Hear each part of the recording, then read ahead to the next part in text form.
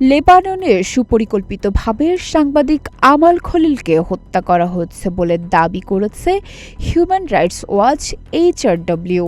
আন্তর্জাতিক মানবাধিকার সংস্থাটির ভাষ্য, সাংবাদিক জানার পরও হত্যা করা হয় আমালকে, যেটি যুদ্ধাপরাধ।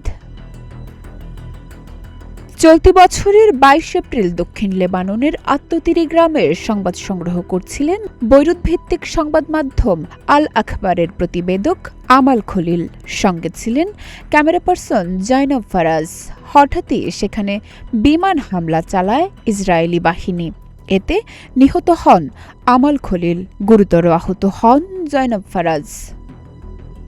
ঘটনাটিকে ভুলবশত কোনো হামলা হিসেবে দেখছে না এইচআরডব্লিউ। সংস্থাটির তদন্ত প্রতিবেদনে বলা হয়েছে, হামলার আগে থেকেই ইসরায়েলি সামরিক বাহিনী জানত ভবনটিতে সাংবাদিকরা অবস্থান করছেন, তারপরও তারা হামলা চালায়।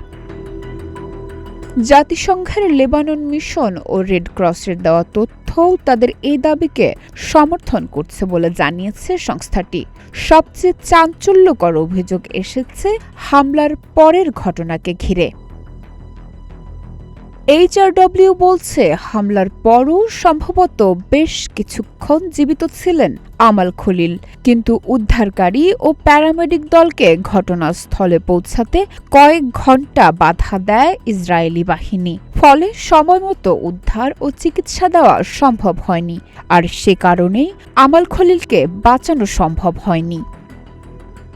লেবাননে থাকা এইচআরডব্লিউ কর্মী রামজি কায়েস বলেন, প্রমাণগুলো স্পষ্টভাবেই ইঙ্গিত করছে ইসরায়েলি বাহিনী জানত অথবা তাদের জানা উচিত ছিল আমাল খলিল ও জয়নব ফারাজ বেসামরিক সাংবাদিক। তারপরও হামলা চালানো এবং পরবর্তী কয়েক ঘণ্টা উদ্ধার কাজে বাধা দেওয়ার ঘটনাকে গুরুতর আন্তর্জাতিক মানবাধিকার লঙ্ঘন হিসেবে দেখছে এইচআরডব্লিউ। আইরিন পারভিন, প্রতিদিনের বাংলাদেশ ডেস্ক।